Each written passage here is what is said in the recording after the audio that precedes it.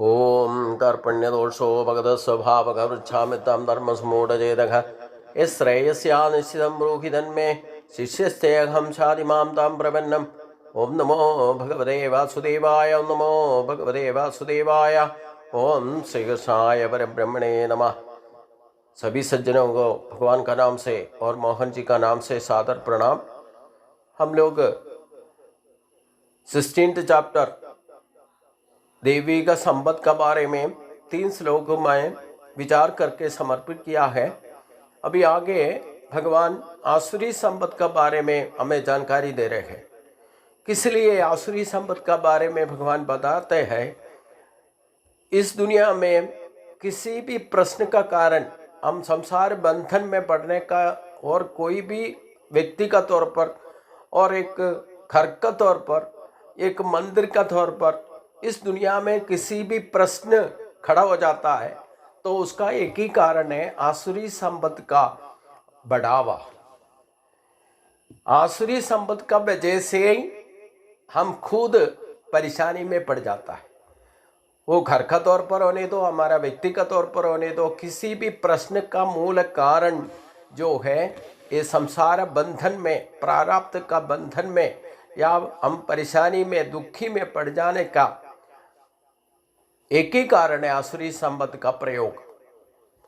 यही कल्चर में ज़्यादा से ज़्यादा आदमियों का मनुष्य जन्म में सबसे ज़्यादा खतरा है। इसी से हम बार बार जन्म लेने का भी और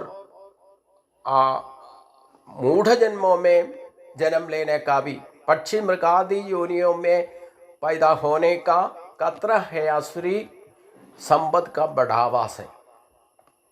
ये हमारा स्वभाव में जब मनुष्य जन्म मिल जाता है उसमें 50-50% है। 50% देवी का संपत्ति और 50% आसुरी संपत्ति के साथ ही हम लोग जन्म लेता है। और स्त्री होने तो पुरुष होने तो कैसे भी मनुष्य जन्म में आ जाता है तो इसी का एक योग्यता है।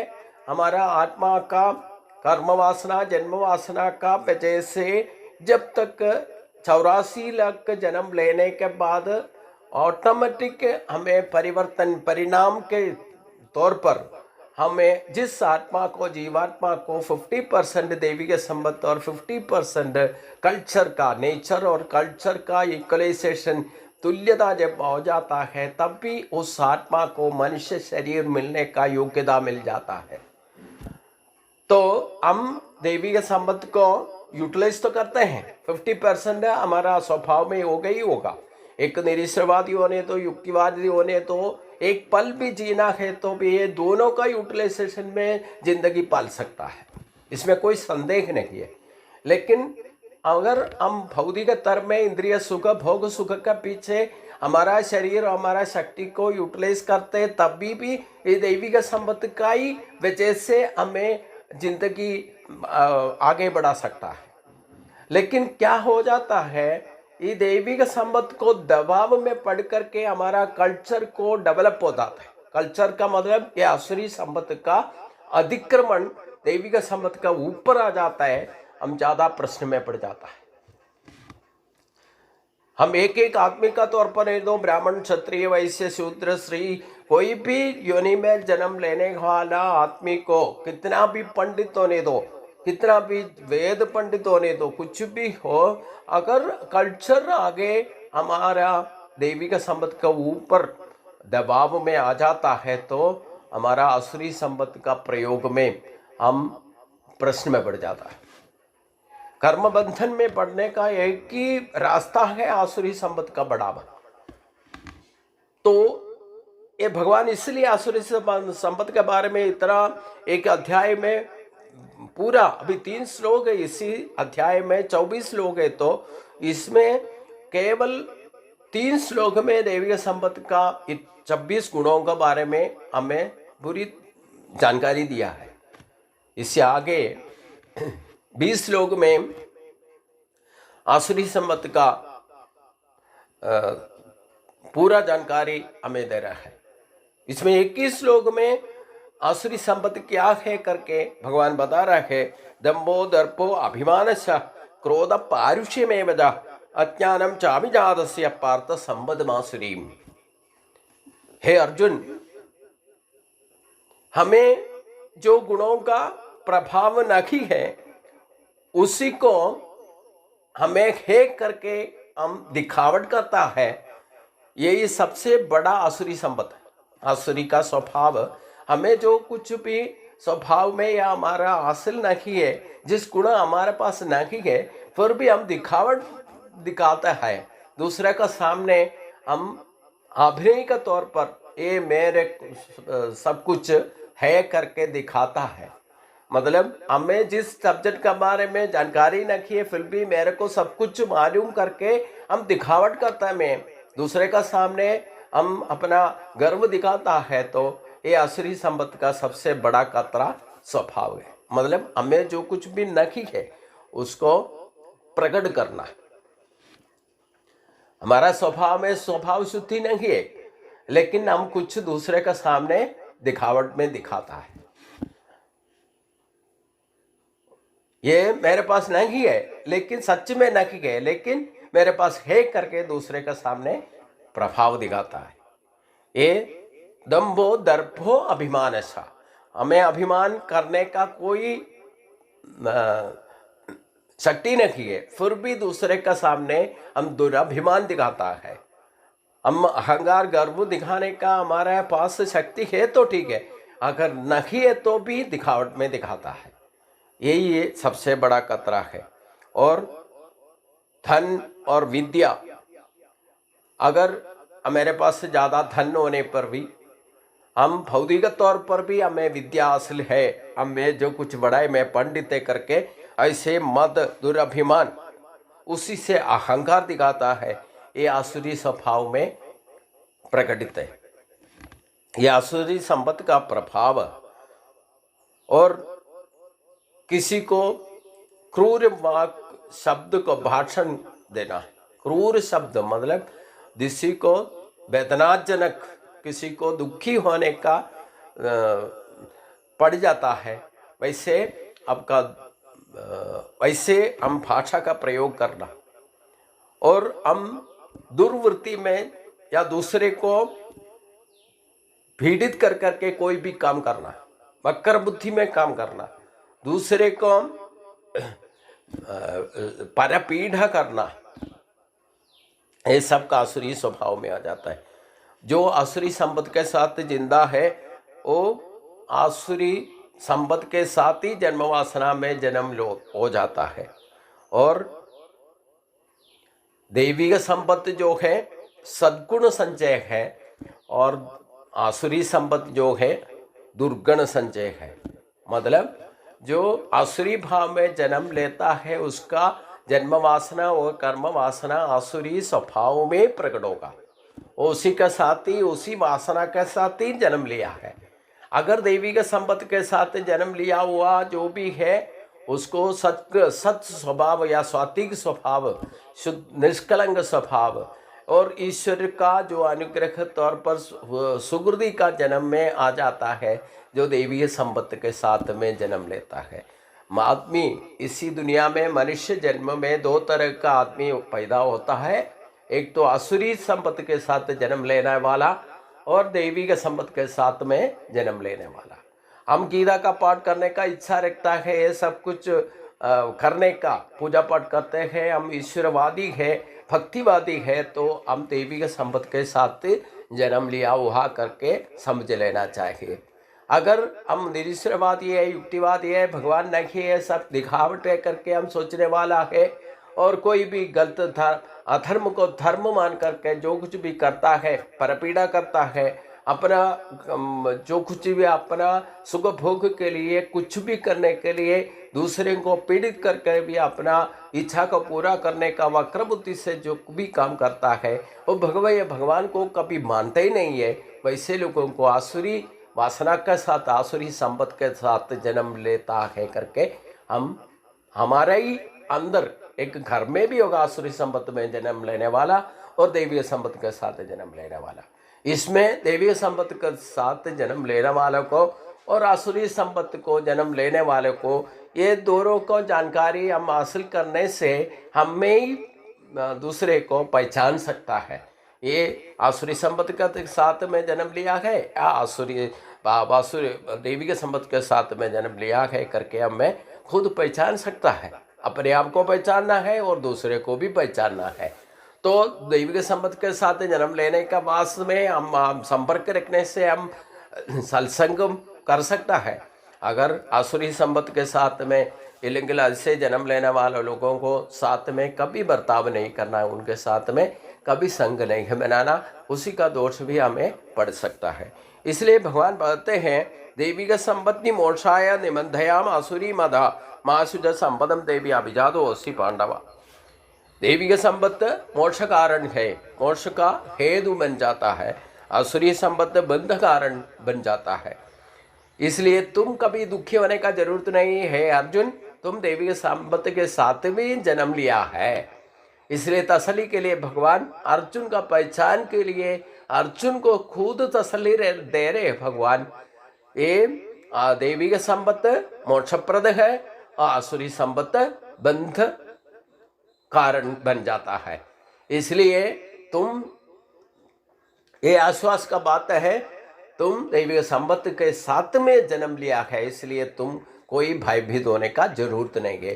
जो दैविक संपत्ति के साथ में जन्म लेने वालों को ही भगवान का ही ऐसे प्रवचन डायरेक्ट सुनने का मौका मिल जाता है और भगवान के साथ में खड़ा रहने का, भगवान का साथ में काम करने का और संग बनाने का, भगवान से जानकारी लेने का अर्जुन को अधिकार मिल गया।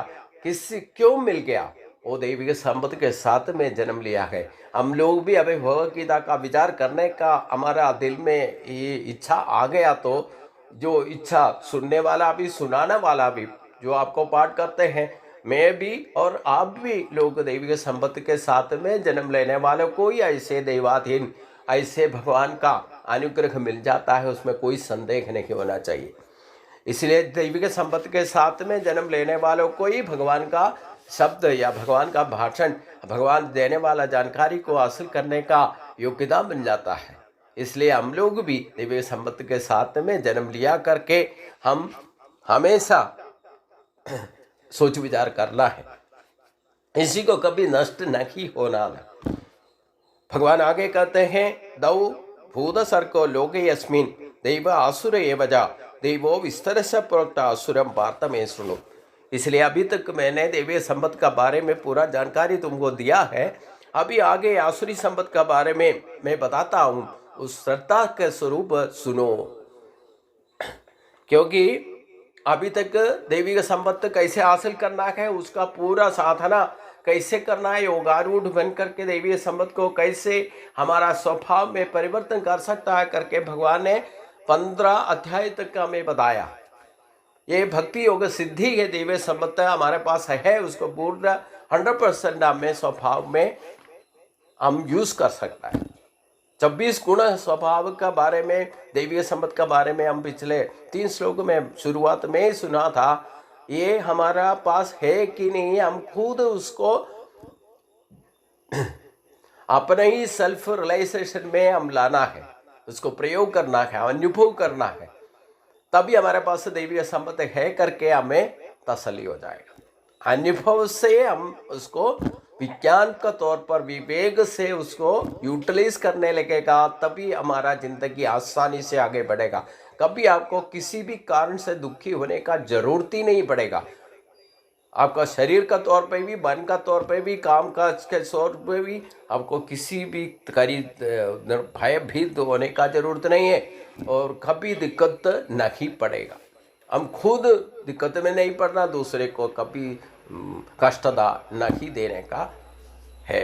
अभी आसुरी संपत्ति का तुम्हारा जानकारी के लिए मैं विस्तार रूप से बताता हूँ, वो तुम ठीक से सुन लीजिए करके भगवान ने बताया। आगे भगवान कहते हैं प्रवर्तिंच निवर्तिंच जनाना विदुरासुरा न शौचम न आभिचापरे न सत्यम तेषु विद्यते। हम लोग धर्म के बारे में जो काम हम खुद स्वधर्म क्या है और हम क्या कर्तव्य को अभी करना चाहे उसके बारे में कोई जानकारी आश्रय भाव वाले को नहीं होगा। मतलब कभी भी अपना कर्तव्य कर्म को कृत्यता से नहीं करने वाला, ये आसुरी स्वभाव वाला हो। और प्रवृत्ति चा ना निवर्ति, मतलब प्रवृत्ति क्या है और निवृत्ति क्या है उसका बारे में ठीक तरह से उनको जानकारी नहीं होगा, और कभी उसको शुद्धि नहीं होगा, और आचारानुष्ठान में कभी सत्य भाव प्रकट नहीं होगा। यही खास करके प्रकट स्वभाव में बताता है। मतलब आसुरी भाव वाले मनुष्य प्रवृत्ति और निवृत्ति इन दोनों को ही नहीं जानते हैं। प्रवृत्ति क्या है, निवृत्ति क्या है, इनको कभी जानकारी नहीं होगा। इसलिए उनमें ना तो बाहर और अपना भीतर की शुद्धि कभी नहीं होगा, ना उन्होंने श्रेष्ठ आचरण से, और ना सत्य भाषण नहीं करेगा। मतलब उसका चाल चलन से हमें पता चल जाता है ये प्रवृत्ति है या निवृत्ति का तौर पर उसको जानकारी के साथ करता है या नहीं है। अगर दैविक संपत्ति के साथ में जन्म लेने वालों को गुण दोष को पहचान करने का शक्ति होगा, हमारा ये हर एक हरकत में या सोच विचार होने तो, हमारा बोली होने तो, हमारा कामकाज होने तो, हर एक का एक्शन में गुण और दोष होगा। इसके गुण दोषों को जिसको पहचान नहीं है, उसको जानकारी नहीं है, वो क्या करेगा क्या नहीं करने का उनको ठीक तरह से जानकारी नहीं होगा। यही कहते हैं प्रवृत्तिम च निवृत्तिम च। हम कोई भी काम प्रवृत्ति मार्ग में करेगा, हम जरूर बंधन में पड़ेगा। अगर हम उसको गुण दोष को समझ करके निवृत्ति मार्ग में काम करेगा, हम कभी बंधन में नहीं पड़ेगा। अगर कर्म बंधन में पड़ जाते हैं, कर्म का सबसे बड़ा दोष है, कोई भी कर्म होने तो वो कर्म का वासना का बंधन में पड़ जाता है, मतलब एडिशन हो जाता है। कोई भी काम हो तो, या भक्ति का तौर पर भगवान को पूजा करने का भी हम कोई भी उसको प्रवृत्ति मार्ग में करेगा तो उसी से बंधन पड़ जाएगा। निवृत्ति मार्ग में करने का कोई भी काम करते हैं तो उसमें कोई बाकी नहीं रखना। प्रारब्ध का तौर पर अगर बाकी रख दिया तो उसको आपको कल फिर बाकी करना ही पड़ेगा। आज हम कोई भी काम करता है उसको पूरा नहीं करता है, कुछ भी बाकी रखने से उसको बाद में फिर करना पड़ेगा। ये प्रवृत्ति मार्ग है। हम घर में रहते हुए हमारा स्वभाव में हम चाय डेली पीता है, एडिशन हो जाता है। चाय का संस्कार हम खुद बना जाते हैं। अगर चाय नहीं मिलने से आपको सिर दर्द शुरू हो गया तो ये आपको चाय का वासना बल बढ़ जाता है। अगले जन्म में आने से भी आपको दूध मिलने से भी, अच्छा चाय मिलने से आपको तसल्ली हो जाएगा। यही वासना बल बढ़ जाता है। अगर और भी एक बात है, अगर किसी ने बताया चाय ठीक नहीं है बोलने से चाय को बंद करके आप कॉफ़ी पीना शुरू कर दिया, दूध पीना शुरू कर दिया, तो ऐसे परिवर्तन में हम हमारा स्वभाव को बदल जाता है। कोई एक छोड़ करके दूसरा लेते हैं, ऐसे चलते रहेगा तो आप प्रवृत्ति मार्ग है। आप सिगरेट पीने वाला है, सिगरेट पीना का छोड़ने के लिए आप बीड़ी पीना शुरू कर दिया, बीड़ी छोड़ने के लिए आपने हुक्का गाना शुरू कर दिया, ऐसे एक छोड़ करके दूसरा लेता है तो वो वासना बल बन जाता है। तो ऐसे प्रवृत्ति मार्ग बढ़ जाता है, वो हमेशा बंधन में पड़ेगा। अगर निवृत्ति मार्ग में हम काम करेगा तो हमारा भोग सुख के लिए जो कुछ भी हम करता है उसको विरक्ति होने पर उसको पूर्ण रूप से छोड़ जाता है, कभी उसका पीछे नहीं जाएगा। वो निवृत्ति मार्ग है। हमें कोई खाने के लिए हमारा पसंद का खाना मिल गया, वो खाना हम उसको एडिशन का तौर पर डेली वो ही मिलना चाहिए करके सोचेगा तो ये प्रवृत्ति मार्ग है। हम निस्संग और करके भूख के लिए कुछ न कुछ खाना है, उसी टाइम में भूख मिटाने के लिए कोई भी काम, कोई भी आपको आहार मिल जाता है, वो खाने का तरीका रखता है, उसके पीछे कभी वासना बल नहीं है, वही मिलना चाहिए, ये भी निर्बंध रूप में आपका स्वभाव में बदल नहीं जाता है तो बंधन में नहीं पड़ जाता तो निवृत्ति मार्ग है। अगर हमें यही चाहिए, यही मिलना चाहिए, इसी से हमारा तसल्ली होगा करके सोच विचार में कोई भी काम करेगा वो निवृत्ति मार्ग नहीं है, वो प्रवृत्ति मार्ग। मतलब प्रवृत्ति मार्ग में आप काम करने से आप जरूर बंधन में पड़ेगा।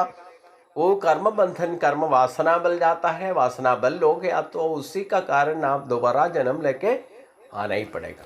हम आज जो कुछ भी काम करता है उसको पूर्ण रूप से आज पूर्ति नहीं करता है तो कल उठते ही आपको वो पूर्ति करना ही पड़ेगा। हम अभी गीता का पाठ करते हैं तो भी आज कितना श्लोक का विचार हम करते हैं उसको छोड़ देते हैं, आगे कल उसका बाकी बताना पड़ेगा। यही कर्म बंधन है, प्रवृत्ति मार्ग है। लेकिन कोई भी काम करते हैं उसको पूर्ण रूप से उसको कभी बाकी नहीं रखना है, तो ऐसे निवृत्ति मार्ग। आसुरी भाव वाले को ये प्रवृत्ति क्या है निवृत्ति क्या है उसका फर्क क्या है वो पता नहीं चलता है। इसलिए बोलते हैं आसुरी भाव वाले को भाव वाले मनुष्य को कभी प्रवृत्ति और निवृत्ति का फर्क नहीं जानते हैं। इन दोनों का नहीं जाने के वजह से ये कोई भी काम करते तो उसका बाहर से भी आप भीतर से भी कभी शुद्धि नहीं होगा और उसका आचरण में भी श्रेष्ठता नहीं दिखाई देगा। यही एक सबसे बड़ा कतरा है करके बताए। और आगे भगवान कहते हैं असत्यम अप्रतिष्ठम ते जगदाहुरन ईश्वरम अपरस्पर संपूर्णम किम अन्यल काम हैतुकम। वही लोग आसुरी भाव वाला लोग कहते हैं जगत असत्य भाव से देखता है और इसी का कोई इस दुनिया का कोई आधार शक्ति नहीं है और कोई उसको नियंत्रण करने वाला अदृश्य शक्ति है ही नहीं करके आसुरी मतलब जो आसुरी भाव को सोच विचार होने वाला आसुरी संपत्ति के साथ जन्म लेने वाला ही निरीश्वरवादी या युक्तिवादी बन जाता है। मतलब सूर्य को प्रभावी करने वाला कोई और शक्ति है करके कभी विश्वास नहीं करते। मतलब उनको जो प्रत्यक्ष रूप में जो है वो ही दिखाई देता है, उसके अलावा कोई अदृश्य शक्ति को भगवान को या ऐसे कोई भी शक्ति को है करके कभी नहीं मानेगा। वो भौतिक तौर पर ही जो कुछ भी प्रत्यक्ष रूप में दिखाई देता है वो ही सच मानता था। इसलिए उसके अलावा और कोई शक्ति है करके कभी आसुरी लोग नहीं मानेगा। और आगे कहते हैं यदाम दृष्टमिष्टप्य नष्टमात्मनो लुप्तया प्रवतन्ति उग्रकर्माणं क्षयाय जगदोहिता। इसलिए वे आसुरी लोग प्रकृति वाले मनुष्य अर्थात आसुरी प्रकृति वाला मनुष्य कहा करते हैं इस जगत का अक्षय रहित या स्वार्थ और असत्य और बिना ईश्वर के ही चलते हैं। अपने आप केवल स्त्री पुरुष संयोग से ये सृष्टि हो जाता है करके यही लोग सोचते हैं। और आगे कहते हैं इसी मिथ्या जानकारी के साथ और अवलंबन के करके जिनका स्वभाव नष्ट हो गया तथा जिनकी बुद्धि मंद हो जाता है, मंदता बन जाता है, वे सबका अपकार करने वाला और कभी वो क्रूर कर्म में व्यावृत हो जाएगा। ऐसे करने वाला आसुरी भाव होने वाला इसी विषण के साथ इसी विचार के साथ उसी के आश्रय में अपना ही आत्मनाश के लिए जो कुछ भी अल्प बुद्धि बन करके और क्रूर कर्म में व्यावृत हो सकते हैं और दूसरे को शत्रु मान करके आसुरी जनों का वजह से दूसरे को भी सर्वनाश में डाल देता है, खुद भी दास में आत्मनाशी बन जाता है और दूसरे को भी दिक्कत में डाल सकता है। भगवान आगे कहते हैं कामासत्य दुष्पूरम दंभमान्यम अदन्यदा मोहात गृहीत्वा सत्ग्राहन प्रवर्तन्ते शुचिव्रता। ये आसुरी जनों को कभी आग्रहों का पूर्ति नहीं होगा। वो अपना आग्रहों को पूर्ति करने के लिए कुछ भी हरकतें करने के लिए दूसरे को चक्कर में डालने का चक्कर में रहता है, दूसरों को भी पीड़ित करता है। द्रोह बुद्धि से अपना दंभ अहंकार और गर्व दिखाई देता है और कुछ भी करने के लिए, अपना सुख भोग के लिए, अपना इच्छा का पूर्ति करने के लिए कुछ भी मालिन्य प्रवृत्ति में व्यापृत हो सकता है। दूसरे को कुछ भी द्रोह करने के लिए, द्रोह बुद्धि में वो कुछ भी करने के लिए तैयार हो जाता है और दुराग्रह के साथ और हर एक काम करता तो भी कभी उसको पूर्ति नहीं होगा। कितना भी जो कुछ भी हासिल करना है वो दुराग्रह के पीछे भागते रहेगा, उसी के लिए अपना प्रवृत्ति को करते रहता है। इससे आगे भगवान क्या कहते हैं हम आगे अगले दिनों में सोचेंगे। सभी को नमस्कार।